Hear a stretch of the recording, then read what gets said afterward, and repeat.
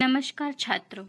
आज हम हिंदी विषय के व्याकरण विभाग में से वर्णमाला का परिचय भाग 2 का अध्ययन करेंगे। पिछले सप्ताह में हमने वर्णमाला का परिचय भाग 1 का अभ्यास किया था। उसमें हमने स्वर, व्यंजन तथा संयुक्त व्यंजन के बारे में जानकारी ली थी।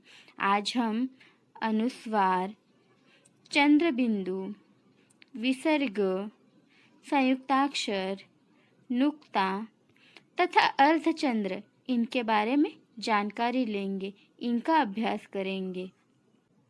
हर एक के बारे में हम विस्तार से जानकारी लेंगे। सबसे पहले हम जानेंगे अनुस्वार मतलब क्या। अनुस्वार उस बिंदु को कहते हैं जो किसी अक्षर पर लगाया जाता है। अब यहाँ पर देखिए, बिंदु शब्द पर भी बिंदु है ना, इसी बिंदु को अनुस्वार कहा जाता है।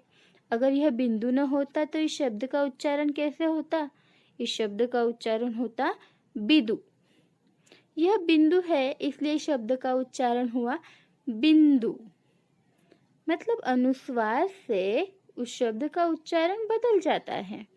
अनुस्वार वाले शब्द हमारे हिंदी भाषा में बहुत सारे हैं, हम आगे देखेंगे। शब्द, इसका चिन्ह है एक बिंदु जो अक्षर के ऊपर लगाया जाता है। शब्द ऐसे हैं: रंग, कंगन, पतंग, रक्षाबंधन, मुंबई, आरंभ, डंडा। ये सारे के सारे शब्द अनुस्वार वाले शब्द हैं। अक्षर पर लगाए गए बिंदु को अनुस्वार कहते हैं। अब हम देखेंगे चंद्र बिंदु मतलब क्या।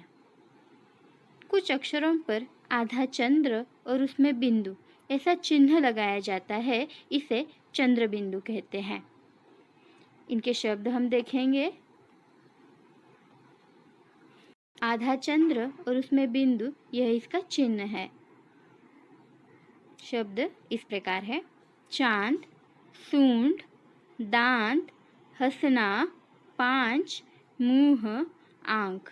ये सारे के सारे शब्द चंद्र बिंदु के हैं। मतलब शब्द के ऊपर आधा चंद्र और उसमें बिंदु लगाया जाता है, उसे चंद्र बिंदु कहा जाता है। अब हम विसर्ग मतलब क्या वो जानेंगे। अक्षर के आगे लगे हुए दो बिंदुओं को विसर्ग कहा जाता है।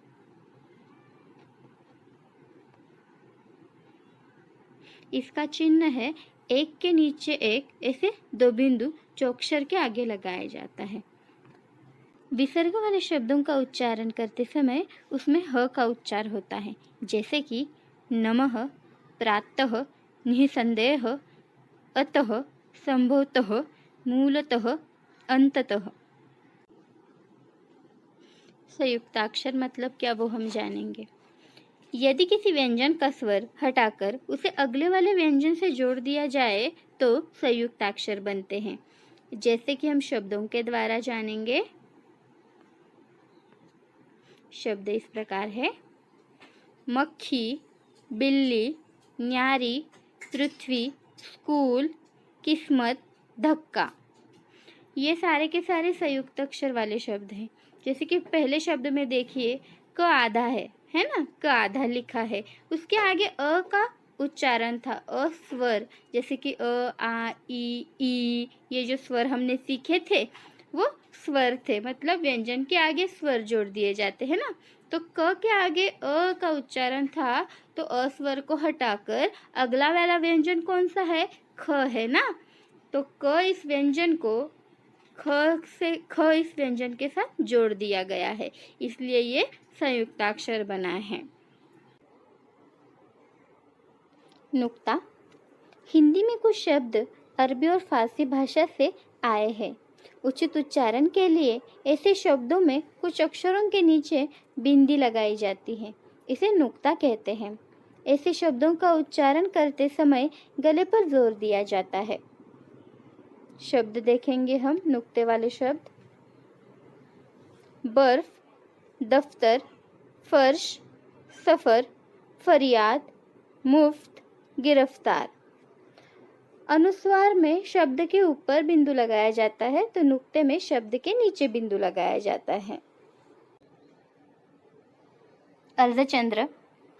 हिंदी में अंग्रेजी भाषा के कई शब्दों का प्रयोग किया जाता है। इन शब्दों का सही उच्चारण बताने के लिए अक्षर पर चंद्राकार चिन्ह लगाया जाता है। इसे अर्धचंद्र भी कहते हैं। शब्द इस प्रकार है: doctor, office, hockey, hospital, oxygen, box. ये सारे के सारे शब्द अंग्रेजी से आए हुए हैं। धन्यवाद छात्रों।